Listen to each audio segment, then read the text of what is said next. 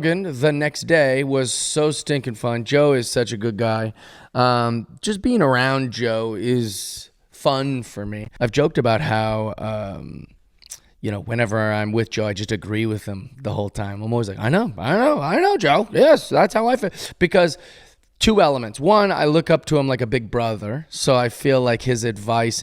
There was a moment actually on the episode where he was telling me to stop worrying about what people are saying about me on the internet or on social media, and I almost could hear inspirational music behind him. I was getting goosebumps as he was giving me, he's like, Jeff, it's okay. They all work for you, dude. Every time they post about you and that kind of stuff, that's all for you. That's all positive. That's all marketing. Don't look into it. He was just he was building me up on the thing and trying to encourage me and steer me in the right direction. It was very, very healthy for my mental health, and it was great. So those are the reasons I like being on Joe Rogan, is because I can sit there and just get to spend 3 hours with a guy I like to think is my friend. A thing happened this week, before I yammer on about the other things in the podcast.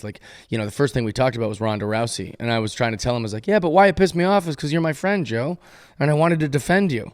Now, even though you're agreeing with Ronda Rousey and you're not mad at her for what she said, I'm mad about her.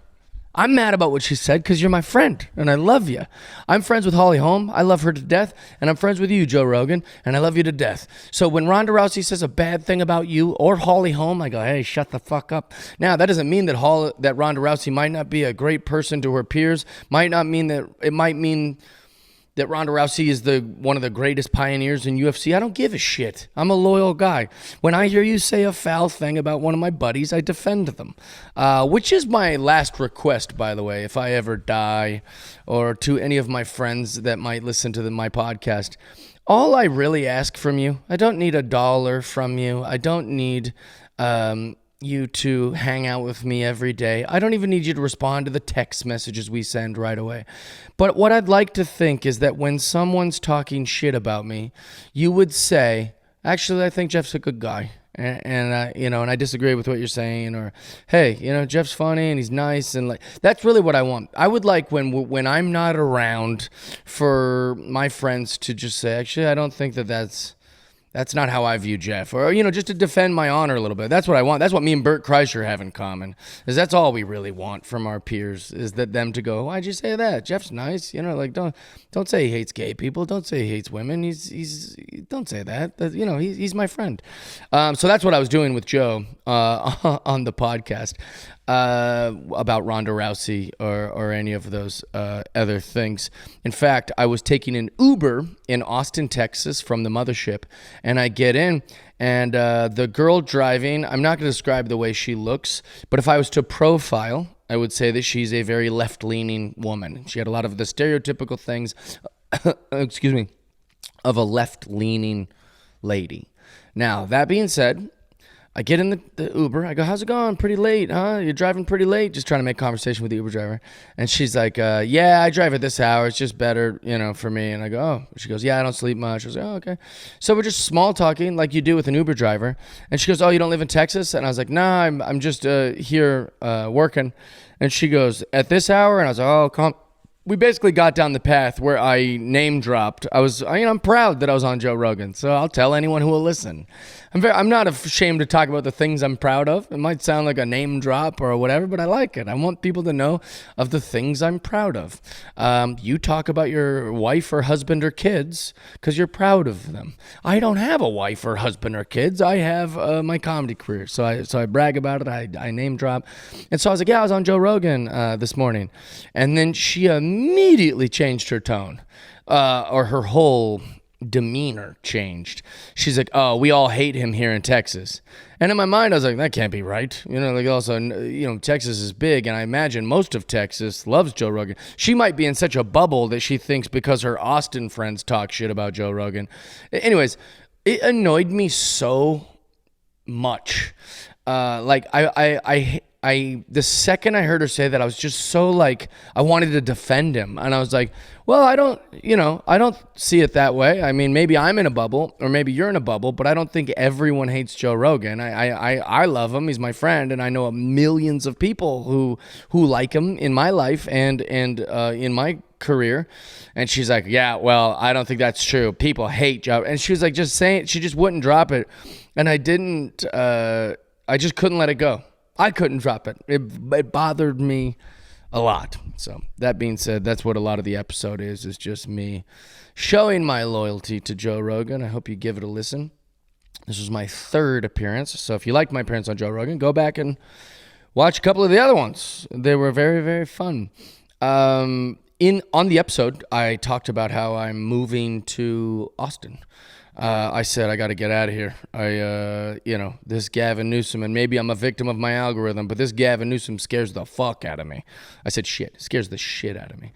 And since then, Fox News and a lot of people have picked up that quote and ran articles on it today, which shows how slow the news must be. And also they're setting me up to get dunked on too, because one of the things said top comedian. I mean, I'd like to think that's true, but I don't know why, that gives people ammunition. Like, I don't know if he's the top comedian. I've never even heard of him. And then another one was A-lister. Called me an A-lister. That's never happened in my career. I've done a lot of TV and I've done a lot of stand-up comedy, but I very rarely, actually, this might be the first time ever. It's definitely the first time ever. What a pathetic loser. So this is Jeff Dye. Remember, this is the guy who started the GoFundMe to try and grift rich people into paying for him to move from California to Texas. And he is so desperate to try and get into the Rogansphere. He wants to be one of the Rogansphere comedians so bad, he's embarrassing himself. I mean, stop glazing Rogan so much, dude. First of all, according to his own story, he's already name-dropping Rogan and throwing his name around, which is why he so desperately wants to get into the Rogansphere. And you can tell he really wants in because he so kisses the ass of Brendan Schaub. He's even posting on Instagram, videos praising Brendan Schaub. By the way, he is Big Blue Dollar Sign. That Twitter account, that account on X that people think is Brendan Schaub. No, that's really Jeff Dye. But he just kisses Brendan Schaub's ass because he thinks Schaub can get him into the Rogansphere. But this is completely sad, completely pathetic. This dude's a loser. And that GoFundMe thing, he put it up, took it down. Then Kevin Brennan talked to him, and he bitched about how he had to take it down, and what he said made no sense. It was a joke, but if people really gave me money, I would have kept it. No, it wasn't a joke. You tried starting a GoFundMe to get people to give you money to move to Texas, and you got called out for it and had to take it down, because this dude's a grifter.